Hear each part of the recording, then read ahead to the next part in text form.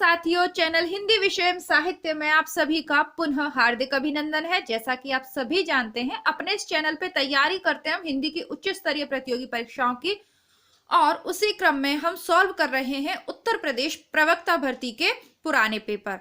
इससे पूर्व बहुत सारे पेपर हम सॉल्व कर चुके हैं। आज हम सॉल्व करेंगे 2010 का पेपर जिसका आयोजन हुआ था 22 मई 2011 को। 2011 के बाद 13 में हुई है भर्ती और उसके बाद 16 में, यानी हम अपने अंतिम पेपर से 2 पेपर ही दूर हैं। इससे पूर्व हमने 2009 के पेपर सॉल्व किए थे पीजीटी के। एक पीजीटी का था, एक जीआईसी प्रवक्ता का था, जो आपका होने वाला है अभी। और उसके अंतर्गत सामान्य ज्ञान के प्रश्न हमने छोड़ दिए थे, 120 प्रश्न हमने सॉल्व किए थे। यदि आप लोगों को सामान्य ज्ञान के प्रश्न भी देखने हैं कि उस समय कैसा पेपर आया था प्री का, तो आप मुझे कमेंट बॉक्स में लिखना, मैं वह भी आपको करवा दूंगी। लेकिन आज ध्यान केंद्रित करेंगे हमारे 125 अन्य महत्वपूर्ण प्रश्नों पर।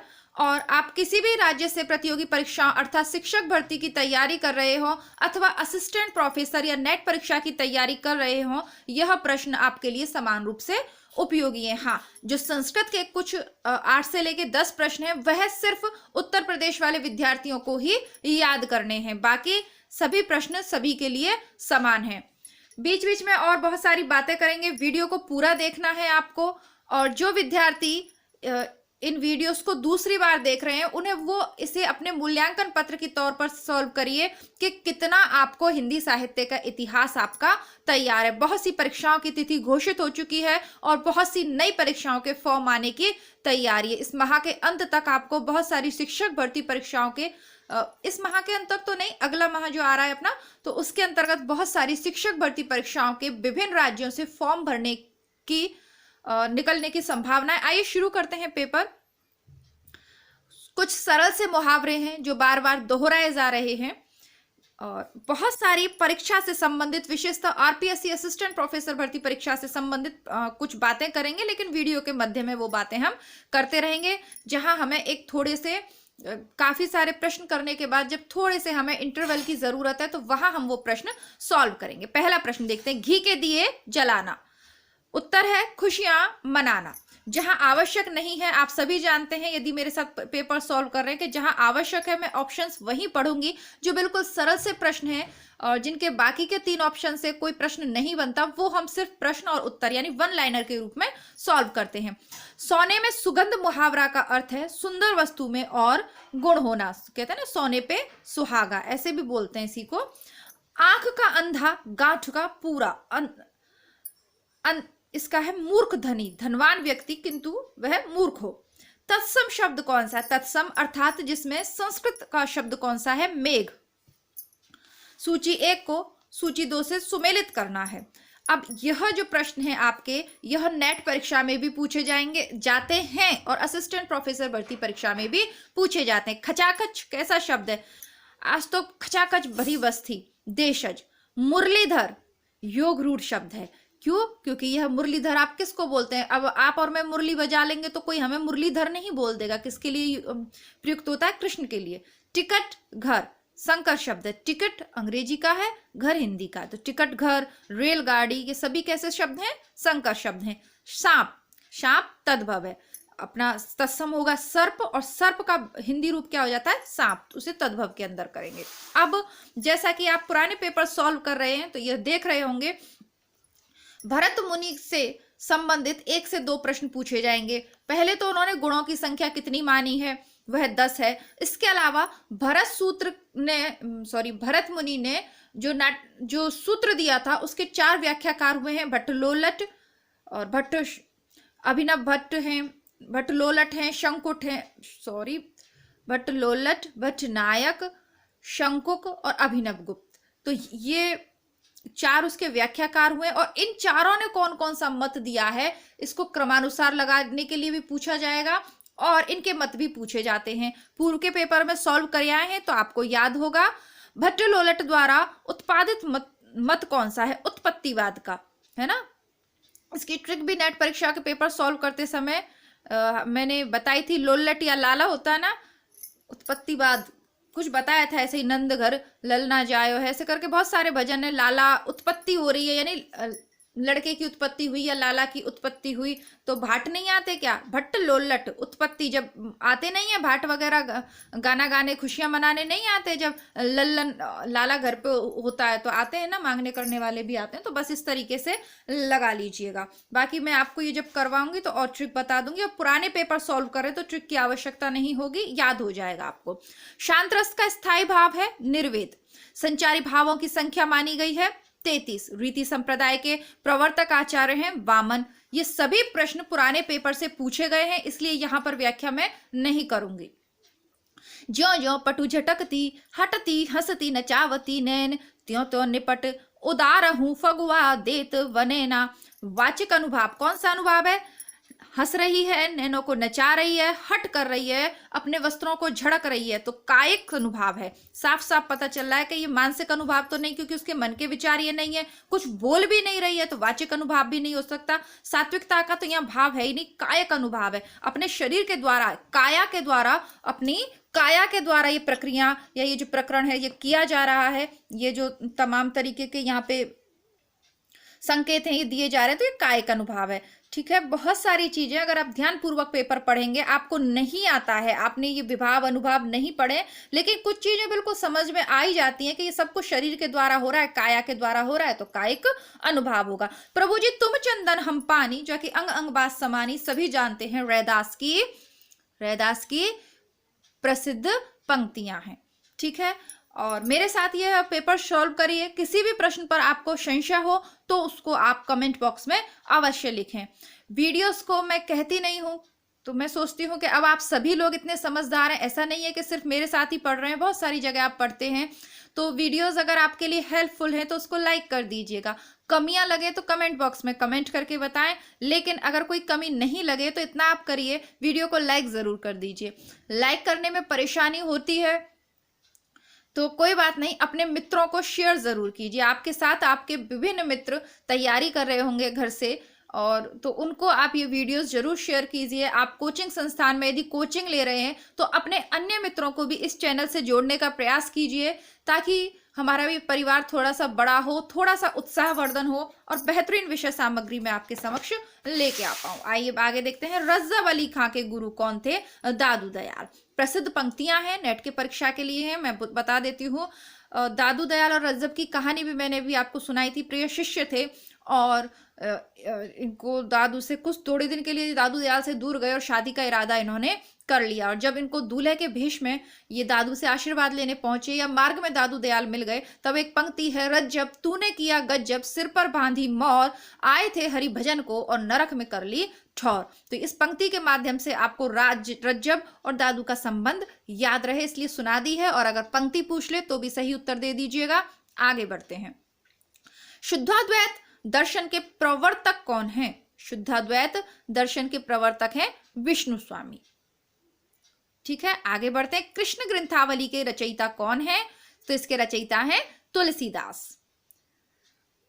तुलसीदास कृत विनय पत्रिका की भाषा कौन सी है? ब्रज भाषा है। कल के पेपर में भी पूछा था, किंग कर्तव्य विमूढ़ का सही अर्थ है, जैसे यह ना सूझ पड़े कि अब क्या करना चाहिए। जैसे कि आरपीएससी ने पहले अपना एग्जाम का शेड्यूल जारी कर दिया और उसके बाद उसने सिलेबस में बदलाव कर दिया। अब बहुत सारे विद्यार्थियों ने यह नहीं देखा कि उसमें क्या बदलाव हुआ है, क्या नहीं हुआ, बल्कि यह सुनते ही कि आरपीएससी ने सिलेबस बदल दिया, ये सुनते ही कि बदल दिया। बदलने का अर्थ होता है पूरी तरीके से परिवर्तित कर देना, लेकिन ऐसा हुआ नहीं है। लेकिन सुनते ही क्या हो गए विद्यार्थी जो लंबे समय से तैयार कर रहे थे, वो कैसे हो गए? किंग कर्तव्य विमूढ़ हो गए कि अब क्या करें। बल्कि घबराने जैसी कोई बात नहीं है, उसमें आसान ही कर दिया है, कुछ कठिन नहीं कर दिया। उस पर भी बात करेंगे, अलग से सिलेबस पे चर्चा करेंगे। वीडियो मैं शीघ्र ही आपके लिए बनाने वाली हूँ सिलेबस से रिलेटेड, तो वो भी जस्ट इसके बाद मैं अपलोड कर दूंगी। आपके संशय जो भी है मन में तो वो दूर हो जाएंगे। आगे बढ़ते हैं। अंत्यज शब्द का सही अर्थ है जिसका जन्म निम्न अर्थात अछूत वर्ग में हुआ हो, यानी शूद्र वर्ण। वैसे तो ऐसी कोई बात है नहीं वर्तमान में, लेकिन जिस प्रकार की वर्ण व्यवस्था है उसके अंतर्गत निम्न वर्ग में जिसका जन्म हुआ उसे अंत्यज बोलते हैं। बहुज्ञ शब्द का सही अर्थ है जो बहुत जानकार हो। जैसे कि रामचंद्र शुक्ल, वो बहुत ही बहुज्ञ व्यक्ति थे। तर्कश का पर्यायवाची है निशंग। तर्कश होता है जिसके अंदर बाण रखे जाते हैं, है ना, तो उसका है निशंग या तुणीर। स्त्री का पर्यायवाची शब्द कौन सा नहीं है? ललाम नहीं है, तरुणी है, ललना है, प्रमदा है। अभी भट्ट लोलट, लोलट और उत्पत्ति, ललना उत्पत्ति, है ना, तो इस तरीके से भौ निबंध के लेखक है। कल ही इनके बारे में बात कर रहे थे, प्रताप नारायण मिश्र जी। बहुत ही हास्यकार हैं ये, बहुत अच्छे अच्छे इन्होंने प्रहसन टाइप के नाटक लिखे हैं जिन्हें पढ़ने में बड़ा ही मजा आता है, इस तरीके से, है ना। बताया भी था मैंने आपको, घूरे का लत्ता बीने और कनातन की डोल बांधे। देखिए, जो विद्यार्थी चैनल पे नए हैं, पहली बार ये वीडियोस देख रहे हैं, तो उनसे मेरा नम्र निवेदन है कि आप सभी वीडियोस प्लेलिस्ट में मैं लगा दूंगी, चेक जरूर कीजिएगा। प्लेलिस्ट चेक करते रहिए। विशेषतः जो नेट के परीक्षार्थी हैं उनसे मैं ये जरूर कहूंगी, क्योंकि आपके जितने भी निबंध हैं, कहानी है, चाहे आप नेट के हों, चाहे असिस्टेंट प्रोफेसर दे रहे हो, या टीजीटी पीजीटी किसी भी राज्य से आप दे रहे हो, जितनी भी आपकी सिलेबस की कहानियां हैं वो सब प्लेलिस्ट में उपलब्ध हैं। जितने भी निबंध हैं प्लेलिस्ट में उपलब्ध हैं, नाटक बहुत सारे प्लेलिस्ट में उपलब्ध हैं, उपन्यास भी 1 से 2 उपलब्ध, तो निरंतर प्लेलिस्ट में वृद्धि होती जा रही है। अब यदि आप पहली बार ये वीडियो देख रहे हैं तो ये संभव नहीं है कि मैं सारी चीजें दोबारा से आपके लिए पढ़ा दूं, लेकिन भटकाव से ज्यादा अच्छा है कि आप एक ही जगह पर सारी चीजें आपको मिल जाएंगी। आगे बढ़ते हैं। चिरगांव किस कवि का जन्म स्थान है? तो मैथिली शरण गुप्त का है। शुक्ल की बुक में हम इसको अच्छे से पढ़ चुके हैं। प्रिय प्रवास के रचनाकार हैं हरिओद। प्रिय प्रवास हिंदी खड़ी बोली का प्रथम महाकाव्य है, हम सब पढ़कर आए हैं, जानते हैं। रंग में भंग के रचयिता हैं मैथिली शरण गुप्त। मृत्युंजय के रचनाकार हैं राय देवी प्रसाद, और पथिक तो बहुप्रसिद्ध रचना है राम नरेश त्रिपाठी जी की, तो इसमें ऐसा कुछ भी नहीं है जो आपको नहीं आएगा। हाँ, मृत्युंजय को लेकर आप थोड़ा सा देख सकते हैं, राय देवी प्रसाद पूर्ण, ये आप याद कर लीजिए, क्योंकि ये शुक्ल की पुस्तक से ही है, सभी रचनाएं हैं, सबका हम अच्छे से पढ़ चुके हैं, तो कंफ्यूज होंगे ही नहीं हम। आगे देखते हैं 24वें नंबर का। आचार्य शुक्ल ने एडविन आर्नल्ड के आख्यान काव्य लाइट ऑफ एशिया का बुद्ध चरित नाम से किस भाषा में अनुवाद किया? तो यह सीधा की सीधा यह शुक्ल की पुस्तक से पूछा है, ब्रज भाषा में। इसको बहुत अच्छे से हमने आधुनिक काल के अंतर्गत पढ़ा है। अगर आपको ऐसा लग रहा है कि ये प्रश्न आपके पढ़े हुए नहीं है, तो इसका मतलब शुक्ल की पुस्तक को आपने अच्छे से नहीं पढ़ा है, परीक्षा अभी दूर है, पुनः पढ़ लीजिए। उस पुस्तक से बाहर नहीं जाएगा आपका पेपर। अब आप ही उस पुस्तक को न पढ़ पाए तो वो अलग बात है। कल के पेपर में मैं जब आपको करवाया था, मैं पुस्तक लेके बैठी थी और मैंने आपको बताया था कि किस प्रकार परीक्षक पेपर सेट कर रहा है। आइए, ज्ञान राशि के संचित कोश का ही नाम साहित्य है। ज्ञान राशि के संचित कोश ही का नाम साहित्य है। किसकी पंक्तियां हैं? महावीर प्रसाद द्विवेदी जी की, जिन्होंने सरस्वती पत्रिका का कार्यभार 1903 में संभाला। तुलसी आधुनिक वातायन पुस्तक के लेखक हैं रमेश कुंतल मेघ। रमेश कुंतल मेघ।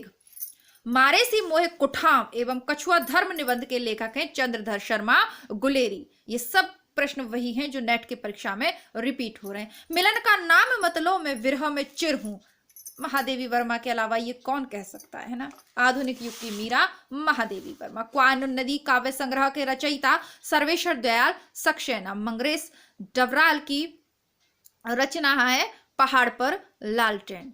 पहाड़ पर लालटेन किसकी है? मंगरेश डबराल जी की रचना है। दलित साहित्यकार जहां टॉपिक लगा हुआ है वहां से प्रश्न आ गया है। और डबराल, एक देखिए डिबिया भी होते हैं ना, डिबिया भी, इस सारे प्रश्न वही हैं जिनकी ट्रिक नेट में बताई थी। लालटेन, गांव में क्या लालटेन नहीं होती तो किसमें डिबिया जलाते हैं ना, डिबिया और लालटेन, डबराल और लालटेन, कुछ इस तरीके से आप इसको ज्वाइंट कर लीजिए। देखिए, क्या किसी के भी हृदय को चोट या आघात पहुंचाने का मेरा नहीं है उद्देश्य, बस इतना सा है कि आप एक छोटा सा ऐसा शब्दों को जोड़ लें कि जैसे ही पेपर आपके सामने आए हल्की सी स्माइल आ जाए और हम सोचे अरे भाई पेपर क्यों हमें डरा रहा है। ये सारे प्रश्न तो हमारे रटे हुए हैं भाई, इन प्रश्नों को तो हम 8 से 10 बार कर चुके हैं, इसलिए डरने की जरूरत बिल्कुल भी नहीं है। पुराने पेपर आपके लिए वो काम करेंगे जो आपके सालों की मेहनत भी नहीं कर सकती। यदि आपने बहुत सारी किताबें पढ़ ली तो आप परीक्षा के समय आपको अगर प्रैक्टिस नहीं की है तो उतना लाभ नहीं होगा आपको। सेलेक्टेड किताबें पढ़िए, कम पढ़िए, लेकिन ध्यानपूर्वक समझते हुए पढ़िए, बहुतों को समझने की जरूरत नहीं है, एक को समझ लीजिए। शुक्ल को पूरा हिंदी साहित्य के इतिहास का लेखा जोखा माइंड में अंकित कर लीजिए। उसके बाद जो थोड़ा बहुत रह जाता है उसकी पूर्ति नोट्स के माध्यम से कर लेंगे और फिर लगाइए पुराने पेपर, नेट के हो, पीजीटी लेवल के हो, नेट के हो, असिस्टेंट प्रोफेसर के हो, सब लगा दीजिए। चैनल पे जितने पुराने पेपर हैं उन सबको यदि आपने लगा दिया तो ये यूपी पीजीटी का पेपर आपको बहुत इजी लग रहे होंगे। शायद ही कोई 2-4 प्रश्न की मैं नहीं कहूंगी, बाकी जो विद्यार्थी मेरे साथ तैयारी कर रहे हैं, मेरे साथ शुक्ल को पढ़ा है, मेरे साथ हिंदी साहित्य का सरल इतिहास लगा, एक भी प्रश्न उनका इसमें से गलत नहीं होगा। ठीक है, आगे बढ़ते हैं। समस्या पूर्ति किस युग की विशेषता है? भारतेंदु युग की।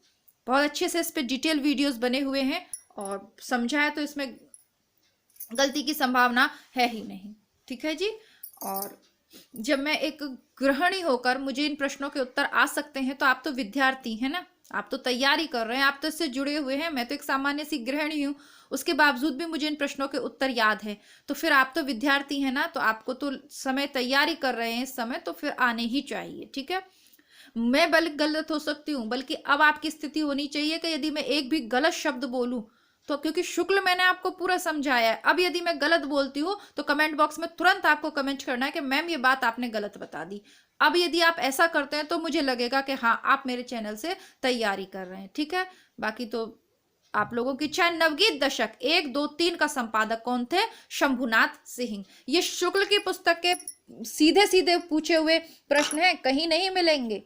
जितनी रचनाएं शुक्ल से पूछी जाएंगी कहीं से नहीं पूछी जाएंगी। क्या यूपी और क्या नेट, नेट का पेपर सॉल्व करवाया है आपको लास्ट, अभी लेटेस्ट 2020 वाला बुक से मैंने आपको कंपेयर करके चीजें शुक्ल से आ रही हैं। और कौन कह रहा है कि शुक्ल से 1 से 2 प्रश्न आएंगे? आपका पूरा पेपर सेट होगा शुक्ल से। अभी आने दीजिए ना, कहते हैं ना हाथ कंगन को आरसी किया और पढ़े लिखे को फारसी किया। जीआईसी प्रवक्ता का पेपर होने दीजिए, राजस्थान आरपीएससी वाला असिस्टेंट प्रोफेसर वाला पेपर होने दीजिए। जितने इतिहास के प्रश्न हैं उनमें आधे से ज्यादा शुक्ल से आएंगे। मैं फिर प्रमाण सहित इस बात पे आऊंगी। आगे बढ़ते हैं, बातें कर ली ना। अब अधैर्य का कवि किसे कहा जाता है? दिनकर। अधैर्य का कवि भी दिनकर को कहा जाता है एवं आग व राग का कवि भी दिनकर को कहा जाता है। दिनकर की रश्मि रथी पढ़कर भुजाओं में लहू फड़कने लगता है। यदि ध्यान पूर्वक पढ़ लो, विशेष तृतीय सर्ग मेरे दिल के बहुत करीब है। यदि व्यवस्था हो पाती है जिस तरीके से, तो आपको अवश्य ही उसका पाठ करके सुनाऊंगी मैं। आगे बढ़ते हैं। भक्ति काल को हिंदी का स्वर्ण युग सर्वप्रथम किसने कहा? ग्रियर्सन ने कहा। नेट में एज इट इज पूछा गया है। हजारी प्रसाद ने वाणी का डिक्टेटर कबीर को कहा था, एज इट इज नेट में पूछा है। निराला की व्यंग परक कविता कौन सी है? कुकुरमुत्ता। प्रगतिवादी कविता है कुकुरमुत्ता।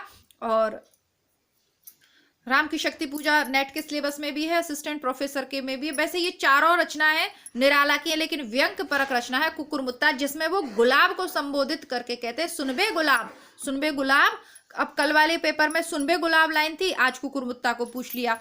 आगे बढ़ते हैं। यदि प्रेम ही जीवन का सत्य है तो संसार ज्वालामुखी है। इस कथन का संबंध किससे है? चंद्रगुप्त और अलका से।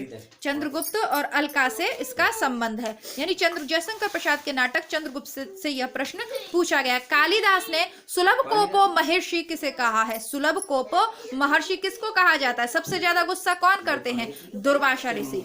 हालांकि रामचरितमानस के अंतर्गत परशुराम और लक्ष्मण का संवाद भी है, जो परशुराम के क्रोध को दर्शाता है। गलती नहीं करनी है, लेकिन सर्वाधिक क्रोध करने वाले ऋषि दुर्वासा थे, जो हमेशा श्राप देने के लिए ही तैयार रहते थे। कविता की तीसरी आंख के रचनाकार हैं प्रभाकर श्रोत्रिय। इंपॉर्टेंट प्रश्न है, थोड़ा सा नया और अच्छा प्रश्न है, जो बार बार रिपीट नहीं होता, ऐसा प्रश्न है। कविता की तीसरी आंख, और लेकिन रिपीट नहीं होता से मतलब ये नहीं है कि होता ही नहीं है। मैंने आपको नेट का पेपर सॉल्व करते समय ट्रिक बताई थी। आंख और श्रोत्रिय, श्रोत्र होते हैं ना, श्रोत ये कान हमारे, आंख कान।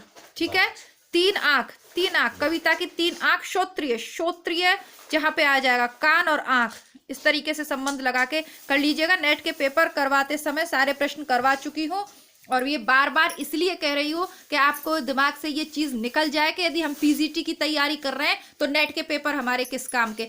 पीजीटी की तैयारी कर रहे हो इसका मतलब आप एमए करके आए हो, और नेट की योग्यता एमए ही है। ठीक है, तो दोनों ही, आप स्कूल लेक्चरर बने या कॉलेज लेक्चरर बने, उससे कोई फर्क नहीं पड़ता। आपके जो पेपर का स्तर है वो उच्च स्तरीय पेपर की श्रेणी में आता है, और आपके लगभग एक सा ही होगा। आगे बढ़ते हैं। अब्दुल बिस्मिल्लाह कृत झीनी झीनी बीनी चदरिया में किसका चित्रण है? भारत की सांप्रदायिक समस्या का।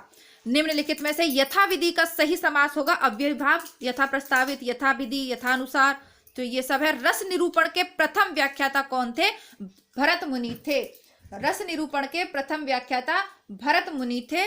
फिर भरत मुनि का जो सूत्र है रस संयोगा निष्पात, है ना, तो वो वाला जो सूत्र है विभावानुवादी, तो वो जो सूत्र है उसकी व्याख्या फिर 4 व्याख्याकारों ने की थी, जिनके नाम अभी हमने पढ़े थे, लोल्लट, शंकुक, नायक, अभिनवगुप्त। हंस पत्रिका का प्रकाशन बनारस से हुआ था। हंस पत्रिका का प्रकाशन कहाँ से हुआ था? बनारस से। और कल पूछी थी वागर्थ पत्रिका, उसका प्रकाशन हुआ था कलकत्ता से। जब हंस पूछी जाए तो ऐसा नहीं है कि हम आगे आगे बढ़ते जाओ और पुराने पेपर आप भूल जाओ, बार बार रिपीट कीजिए, इतनी बार रिपीट कीजिए कि आपको ये याद हो जाए। व्यंग्यकार कौन है? मोहन राकेश जी नहीं, मोहन राकेश तो बहुत बड़े नाटककार हैं। कन्हैयालाल मिश्र प्रभाकर, ये भी नहीं है। पांडे बेचन शर्मा उग्र, ये उपन्यासकार हैं, ये भी नहीं है। बेढब बनारसी, नाम ही बेढब बनारसी, व्यंग्यकार हैं, है ना। हरिशंकर परशाई, बेढब बनारसी प्रसिद्ध व्यंग्यकार हैं, जिनके व्यंग भी इतने चुटीले और मीठे होते हैं ना कि आपको लत लग जाएगी इनका साहित्य अगर आप पढ़ेंगे तो। नाटककारों में ऐतिहासिक नाटककार कौन है? डॉक्टर रामकुमार वर्मा। डॉक्टर रामकुमार वर्मा कैसे हैं? आधुनिक की ये बात करें, जयशंकर प्रसाद तो हैं ही, उस यहाँ जयशंकर प्रसाद का नाम नहीं है, तो सेकंड नंबर पे फिर रामकुमार वर्मा जी। रिपोर्ताज किस भाषा का शब्द है? शताधिक बार पूछे जाने वाला प्रश्न है, रट गया होगा, फ्रांसीसी। भारतेंदु युग के नाटककार कौन से हैं? श्रीनिवास दास, प्रसाद, हरिकृष्ण प्रेमी और वृंदावन लाल वर्मा। तो भारतेंदु युग के नाटककार हैं इनमें से श्रीनिवास दास। देखिए इस प्रश्न को हम डालेंगे किसमें? चेक वाली श्रेणी में, क्योंकि कल के पेपर में ये प्रश्न था कि कौन से भारतेंदु युग के लेखक नहीं हैं, तो उसमें श्रीनिवास दास हमने लगाया था। उस पेपर को चेक करके मैं कमेंट बॉक्स में उसको क्लियर करके लिख दूंगी, पिन करके, आप देखिएगा, है ना, क्योंकि वो प्रश्न गलत है। श्रीनिवास दास भारतेंदु युग के ही थे, तो वो प्रश्न ही पूरा गलत है, मैं आपको बता दूंगी, आप उसके लिए चिंतित ना हो, ठीक है। जहां गलती पकड़ में आ जाएगी वहां गलती तुरंत पकड़ ली जाएगी और उसका समाधान आपको जो भी है पिन कर दिया करूंगी मैं कमेंट बॉक्स में, है ना। इसके अलावा ये एडिटिंग वो मेरे हिसाब बैठ नहीं पाएगा, तो मैं उसको पिन कर दूंगी कमेंट बॉक्स में। मादा कैक्टस नाटक किसने लिखा? लक्ष्मी नारायण लाल जी का बहुत ही प्रसिद्ध नाटक है मादा कैक्टस। अंधायु किसकी रचना है? धर्मवीर भारती। चिंतामणि किस निबंधकार का महत्वपूर्ण निबंध संग्रह है? आचार्य शुक्ल का है। और यदि आपने चैनल पे प्लेलिस्ट चेक करी है तो मैंने सभी जो निबंध हैं आचार्य शुक्ल के, उनकी एक प्लेलिस्ट बनाई हुई है, वहां पर चिंतामणि मैंने लिखा हुआ है, चिंतामणि भाग 1 में संकलित निबंध, उस तरीके से ही लिखा हुआ है ताकि कुछ प्रश्न आपके वहां से भी यदि बनते हैं तो आपको ध्यान रहे कि चिंतामणि कौन का है, किसका है? शुक्ल जी का है। और लगभग आपके जितने पेपर हैं, जितने भी निबंध हैं आरपीएससी के सिलेबस में, सबके सब चैनल पे उपस्थित हैं। और यदि कोई रह गया है तो वो भी मिल जाएगा, बस प्लेलिस्ट आप चेक करते रहिए और प्लीज़ मुझे कमेंट करते रहिए। आप बहुत से अन्य राज्यों के विद्यार्थी चैनल से जुड़े हुए हैं, तो मुझे बहुत सारे सिलेबस देखना तो संभव नहीं है और याद भी नहीं रहता, तो यदि कोई चीज़ छूट रही है निबंध और कहानी में से तो उसे कमेंट बॉक्स में मुझे ज़रूर लिख दीजिएगा। जैसे कि आरपीएससी की उसमें सिलेबस में चेंज हुआ है, कुछ कहानी है, तो वो भी मैं आपको पढ़ा दूंगी। आरपीएससी का तो इस समय मेरे ध्यान में है, माइंड में इसलिए है क्योंकि अभी सामने 2 ही पेपर हैं, एक यूपी जीआईसी प्रवक्ता का और दूसरा आरपीएससी असिस्टेंट प्रोफेसर का, तो उन दोनों का सिलेबस माइंड में है और नेट का तो रहता ही है। अब बाकी आप किसी भी अन्य परीक्षा की तैयारी कर रहे हो तो कमेंट बॉक्स में मुझे जरूर लिखिए ताकि उसका सिलेबस भी मैं चेक करके उसकी भी जो भी विषय सामग्री उपलब्ध करवा सकूं। अपभ्रंश का भवभूति किसे कहा जाता है? पुष्पदंत को। अपभ्रंश का भवभूति किसे कहा जाता है? पुष्पदंत को। भवभूति समझ रहे हैं? करुण रस का जहां पे आ रहा है, तो अपभ्रंश का अपभ्रंश का वाल्मीकि किसे कहा जाता है? स्वयंभू को। अपभ्रंश का वाल्मीकि मतलब आदि कवि, पहले कवि कौन है? वाल्मीकि। तो अपभ्रंश के पहले कवि कौन है? स्वयंभू। और अपभ्रंश के भवभूति कौन है? पुष्पदंत। अपभ्रंश के भवभूति पुष्पदंत, अपभ्रंश के वाल्मीकि स्वयंभू। दोनों में कंफ्यूज नहीं होना है कि यहाँ पर स्वयंभू लिख दे तो आप जल्दबाजी में करें, यहाँ पेपर को ध्यानपूर्वक पढ़िएगा। आगे बढ़ते हैं, कुछ संस्कृत के प्रश्न यहाँ पे पूछे हैं। विद्यालय निक्षा नदी अस्ति में कौन सी विभक्ति है? द्वितीया। विद्यालय के समीप नदी है। एक और अजगर ही लखी, एक और मृगराय, बिकल बटोही बीच ही पर्यो मूर्छा खाए। कौन सा रस है? एक और अगर आपके अजगर हो और दूसरी ओर आपके शेर खड़ा हो तो कौन से रस की उत्पत्ति होगी आपके मन में? भयानक रस की उत्पत्ति होगी, डर लगेगा आपको। दीवार में एक खिड़की रहती थी, उपन्यास किसने लिखा है? विनोद कुमार। दीवार में एक खिड़की, विनोद कुमार शुक्ल। पढ़ा हुआ है लेकिन बहुत ज्यादा बार रिपीट नहीं हुआ है, एक आध बार ही नेट में पूछा गया है। सुमेलित करना है, बहुत आसानी से आप इसे कर ले जाएंगे क्योंकि इस प्रश्न को हमने 10 बार पढ़ा है नेट में। मेरी जीवन यात्रा किसकी है? निम्नलिखित में से कौन सा जोड़ा सुमेलित नहीं है? ओके, मेरी जीवन यात्रा या मेरी तिब्बत यात्रा दोनों ही राहुल सांस्कृत्यायन की है। सिंहावलोकन यशपाल की है। नीड का निर्माण फिर कल भी पूछा था, हरिवंश राय बच्चन की है। बसेरे से दूर, यह अज्ञे की ना होकर इसी के, जैसा कि मैंने कहा कि इनकी रचना के 4 भाग हैं। इनकी जो आत्मकथा है हरिवंश राय बच्चन जी की, उसके 4 भाग हैं। नीड का निर्माण फिर, क्या भूलू क्या याद करूं, नीड का निर्माण फिर, बसेरे से दूर और दशम द्वार से सोपान तक, ये चारों इनकी आत्मकथा के भाग हैं जिनको अलग अलग भी पूछा जाएगा नेट के पेपर में, क्रमानुसार लगाने वाले में भी पूछा जाएगा, याद रखना, ठीक है। ये इनका अज्ञे की ना होकर हरिवंश राय जी के। उच्चारण शब्द में कौन सा उपसर्ग है? उत उपसर्ग है। आगे देखते हैं, टॉलस्टॉय और साइकिल किसकी काव्य कृति है? केदारनाथ सिंह की। सही वर्तनी होगी पहले नंबर की, आनुषंगिक। कृति शब्द का निर्माण किस प्रत्यय के योग से हुआ है? कितिन शब्द प्रत्यय के योग से हुआ है, बी नंबर का ऑप्शन। नकांतम भुवि निर्भूषम विभाति वनिता मुखम, इस उक्ति के लेखक हैं भामह। ये वही है जैसे कि केशवदास की है ना, यद्यपि सुजाति सुलक्षणी सुविता सुवृत सुवर्ण, है ना, भूषण बिन न विराजती कविता वनिता मित्र, ऐसे कुछ करके जो भी है वो उसी की, इन्हीं की तर्ज पे है। क्योंकि हिंदी के कवियों ने क्या किया था, आचार्य जो बनने की कोशिश कर रहे थे रीतिकाल के अंतर्गत, बहुत विस्तार से मैंने समझाया, संस्कृत के से अनुसरण किया था। तो ये भामह की है। कौरवी किस बोली को कहते हैं? खड़ी बोली को कौरवी भी कहते हैं। मैं जो नया ग्रंथ विलोकता हूं, भाता मुझे वो नव मित्र सा है, देखो उसे मैं नित बार बार, मानो मिला मुझे मित्र पुराना। काव्यांश में काव्य गुण कौन सा है? तो प्रसाद काव्य गुण है यह। पर्णकुटी शब्द में समास है तत्पुरुष। पर्णकुटी में कौन सा है? तत्पुरुष। और पर्णकुटी में बहुब्री समास भी हो सकता है, ठीक है। इसमें तत्पुरुष है, पत्तों की बनी हुई कुटी तत्पुरुष कर देंगे, लेकिन पर्णकुटी जो विशेष उसमें युक्त होता है तो वहां बहुब्री, लेकिन आप तत्पुरुष करिए। राष्ट्रगीत में भला कौन वे भारत भाग्य विदाता है, फटा सुथरना पहने जिसका गुण हर चरना गाता है। नागार्जुन जी की प्रसिद्ध पंक्तियां हैं, शुक्ल की पुस्तक में पढ़े आए हैं और नेट के पेपर में भी पढ़ा है। A history of Hindi literature के लेखक कौन है? फ्रैंक ईके। फ्रैंक ईके। ये प्रश्न ऐसा है जो आपको पूछा नहीं जाता, विशेषता पूछा नहीं जाता, लेकिन मैंने जो नोट्स प्रोवाइड करवाए हैं उनमें जो उसको संकलित मैंने किया है क्योंकि ये यूपीपीजीटी में पूछा गया है। अथ शब्द का विलोम है अथ, श्री महाभारत कथा, अथ का इति, है ना, अथ यानी प्रारंभ, इति यानी अंत। शाश्वत शब्द का विलोम क्या है? क्षणिक। जो शाश्वत का विलोम हो गया क्षण, शाश्वत यानी हमेशा रहने वाला, क्षणिक यानी क्षण भर के। शुद्ध वर्तनी वाला शब्द इसमें से छांटेंगे तो उत्श्रृंखल होता है, उत्श्रृंखल, ये डी इसका सही है। शुद्ध वर्तनी वाला शब्द पहला है ज्योत्सना, जिसमें आधा त और आधा स है। शुद्ध वर्तनी वाला शब्द है सदृश, बी नंबर का। गोद में लड़का, शौर वर में ढिढोरा, ऐसे ये है था नहीं है, ऐसे बोलता है।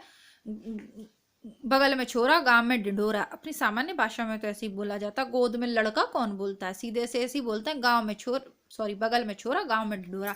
तो पास में वस्तु रहते हुए चारों ओर खोजना। पवन का सही संधि विच्छेद है पौधन अन। द्वंद्व समास का सही शब्द है आज और कल, जहां दोनों पद बराबर हों। ओ और औ किस प्रकार के वर्ण है? यह कंठोष्ठ वर्ण है, बोल के देख लीजिएगा। ओ अंदर से आ रही है और औ। काव्य शोभान करान, धर्मान अलंकारान प्रचक्षते, यह दंडी का कथन है। किरत भुनत भूति भूति भले सोई सुर सर सब सम कई हित होई। तुलसीदास की इस पंक्तियों में कौन सा काव्य प्रयोजन स्पष्ट है? लोकमंगल एज इट इज रिपीट हो गया है। अति सूद हो सनहे को मारक जहां नेक सयानपन बाक नहीं। घनानंद की हैं ये पंक्तियां और आरपीएससी असिस्टेंट प्रोफेसर में ये लाइन आ रही है। ठीक है, याद कर लीजिएगा। अति सूदो सन्हे को मारग जहां नेक सयानपन बाक नहीं। ऐसा कौन कह सकता है? घनानंद ही कह सकते हैं ना। और घनानंद क्या कहते हैं? लला बड़ी रीति जानते हो, चाहत तो सब लेत सब कुछ हो पर देत छटाक नहीं।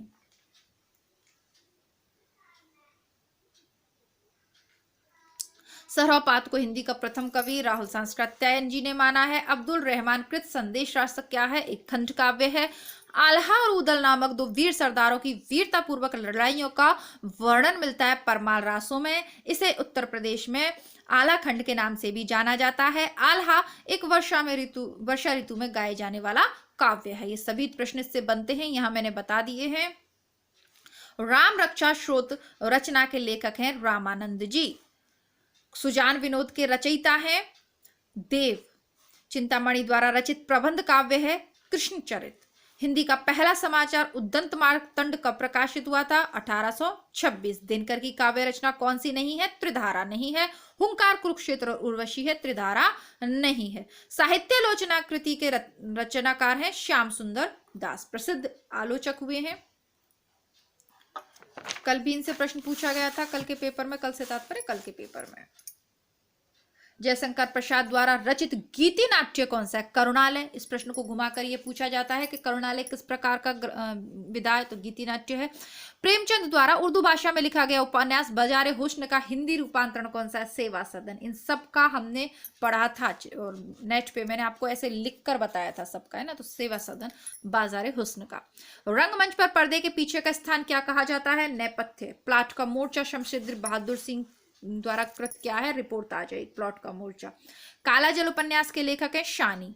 मैं उस जनपद का कवि हूं, काव्य रचना किस कवि की है? त्रिलोचन की। एक पति के नोट्स महेंद्र भल्ला।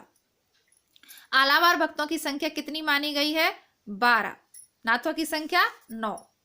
प्रेमचंद सामंत का मुंशी पुस्तक के लेखक हैं डॉक्टर धर्मवीर।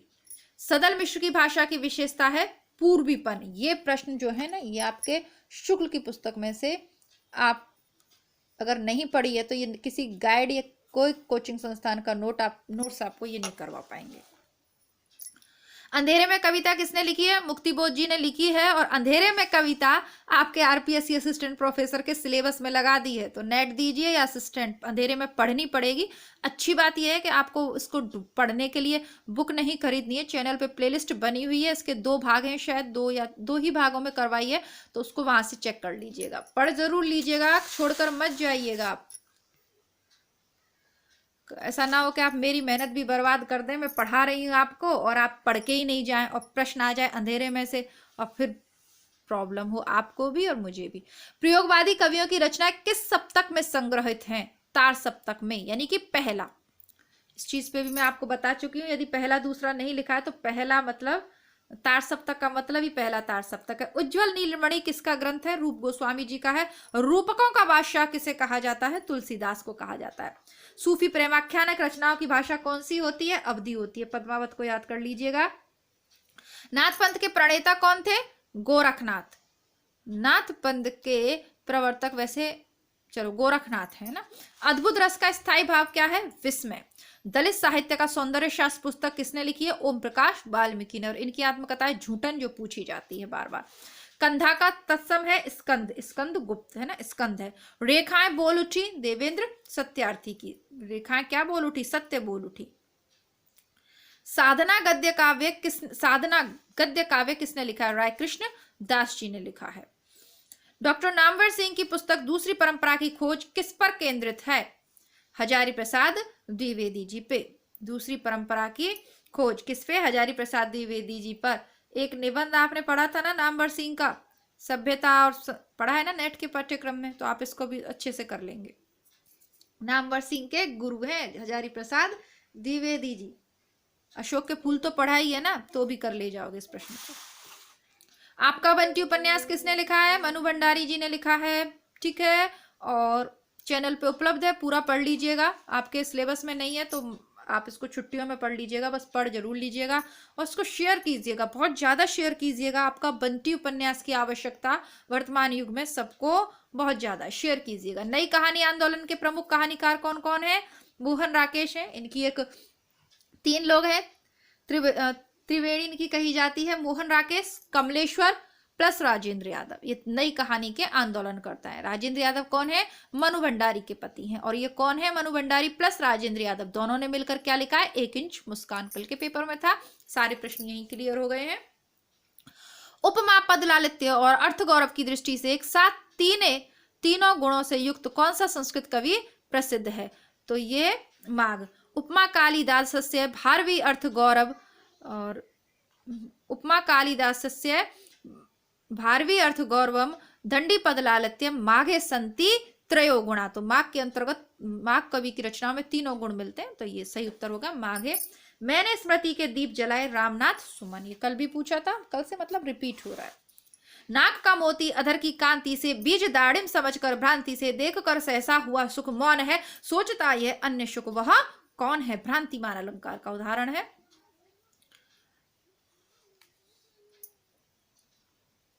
उसके होठ कैसे हैं नायिका के? इतने रेड कलर के हैं कि उनकी कांति उसके नाक में जो पहना हुआ है ना नोज पिन, उस पे पड़ रही है। और वो बीज दाड़िम, अनार का बीज समझकर भ्रांति, उस पे साफ ही लिख रहा है ना, भ्रांति से ये सोच रहा है कि ये कौन है। इसको अर्थ नहीं करते हैं, अर्थ तो थोड़ा सा विस्तृत में जाना पड़ेगा। आगे बढ़ जाते हैं। एक म्यान में 2 तलवारें कभी नहीं रह सकती, किसी और पर प्रेम नारियां पति का क्या सह सकती। दृष्टांत अलंकार है, दृष्टांत के माध्यम से स्पष्ट किया है। माची की मूर्तें राम वृक्ष बेनीपुरी वृक्ष कहाँ लगते हैं? माटी में ही तो लगेंगे बस। जयद्रथ व्रत क्या है? जयद्रथ बध खंड काव्य है। महाप्राण किस कवि के लिए प्रयुक्त होता है? निराला के लिए। सती चंद्रावली और अमर सिंह नाटकों की रचना किसने की है? राधाचरण गोस्वामी ने। ये सब कुछ आपको शुक्ल की पुस्तक में मिल जाएगा। तन पर नहीं लगता पान खाए अलबत्ता का सही अर्थ है झूठा दिखावा करना। ये बिल्कुल वैसा ही है। घूरे पे क्या है? घूरे का लत्ता बीने और कनातन की डोल बांधे, वो वाला। कौन विठलनाथ का शिष्य था? चतुर्भुज दास। कौन विठलनाथ का शिष्य था? चतुर्भुज दास, है ना। बाकी ये 3-4 सूरदास, परमानंद दास, कृष्णदास और कुंभन दास, ये वल्लभाचार्य के शिष्य थे। गणेशा नमः में प्रयुक्त विभक्ति है। कल ही हमने पढ़ा है कि नमः और स्वस्ति के योग में चतुर्थी का प्रयोग होगा। खगकुल, कुल सा बोल रहा, रेखांकित शब्दों में अलंकार है श्लेष। खग कुल सा बोल रहा। खग कुल यानी पक्षियों का कुल, यानी उनका एक तरीके से कहे ना समूह। कुल सा बोल रहा, तो श्लेष है। दोनों के 2 अलग अलग अर्थ हैं। खने खन नयन कौन अनुसरई, खने खन वसन धुली तन भरी। पंक्तियां किस कवि की हैं? विद्यापति की हैं। ये थोड़ा नया प्रश्न है, इसको आप ध्यानपूर्वक देखेंगे। नया प्रश्न से मतलब रिपीट नहीं हुआ है। रचना में कौन सी ऐसी पुस्तक है जो भारत पाकिस्तान विभाजन को लेकर नहीं लिखी गई है? भाई तमस लिखा गया है, भीष्म साहनी द्वारा विभाजन पर ही आधारित है। आधा गांव, यह भी विभाजन पर आधारित है। आधा गांव किसका है भाई? थोड़ा याद नहीं आ रहा, लिखिएगा इसको कमेंट बॉक्स में। हाँ, मासूम रजा का है आधा गांव। और कितने पाकिस्तान, कमलेश्वर जी का प्रसिद्ध है। ये सभी विभाजन की त्रासदी पर है। राग दरबारी इस पर आधारित नहीं है। श्रीलाल शुक्ल का है राग दरबारी, इसका संबंध नहीं है। नेट के परीक्षा में इतनी बार रिपीट हुआ है। कसाईवाड़ा के लेखक कौन है? तो कसाईवाड़ा के लेखक कल हमने पढ़ा था शिवमूर्ति, अब ये कह रहे हैं श्रीरोजिंग सिंह बेचैन। और हमने क्या पढ़ा था कि कसाईवाड़े में शिव की मूर्ति नहीं रखी जाती है। तो ये प्रश्न का सही उत्तर हो गया ये, और इसमें ये गलत उत्तर दिया हुआ है क्योंकि उसको हमने ट्रिक से पढ़ा है, तो इसलिए। अब देखिए ये ट्रिक अगर मुझे याद नहीं होती कि कसाईवाड़े में शिव की मूर्ति नहीं रखी जाती, तो फिर मैं मान लेती कि इस पुस्तक में जो दिया है वो सही है। मतलब ट्रिक भी काम करती है। अच्छा, बहुत अच्छा। इसी के साथ हमारा पूरा पेपर हो गया। 125 प्रश्न आज सॉल्व कर लिए हमने और पता भी नहीं चला। कारण ये रहा कि सभी प्रश्न अलग अलग ढंग के थे। कल के जैसा पेपर सेट नहीं हुआ है कि एक ही पन्ने से 4-4, 6-6 प्रश्न पूछ लिए गए हों। लेकिन किंतु परंतु पेपर सेट तो शुक्ल की बुक में से ही हुआ है। अंततः हमें पढ़नी क्या है? शुक्ल की पुस्तक को पढ़िए, कंफ्यूज मत होइए आप बार बार। फिर भी कोई संशय है कमेंट करिए, उसका उत्तर मैं आपको दूंगी। लेकिन परीक्षा में सफल होके आप कमेंट बॉक्स में जरूर मुझे ये खुशखबरी देंगे जिस दिन आपका रिजल्ट आएगा कि आप परीक्षा में सफल हो गए, चाहे वो नेट हो, चाहे असिस्टेंट हो, चाहे पीजीटी हो, चाहे टीजीटी हो, कोई भी परीक्षा हो। जब तैयारी हम पूरी कर रहे हैं तो फिर सारी परीक्षाएं हम सफल ही होंगे। जो हारना था, जो निराशा थी, जो कुछ था, वो सब पीछे छूट गया। अब क्या है, केवल आशा है, उत्साह है और सफलता है। इसके अलावा कुछ और कम पे अब हम राजी नहीं होंगे। ठीक है, अपने मित्रों को चैनल से जोड़ने का प्रयास करें, उन्हें अवश्य ही चैनल के बारे में बताएं, साथ ही साथ प्लेलिस्ट चेक करते रहें।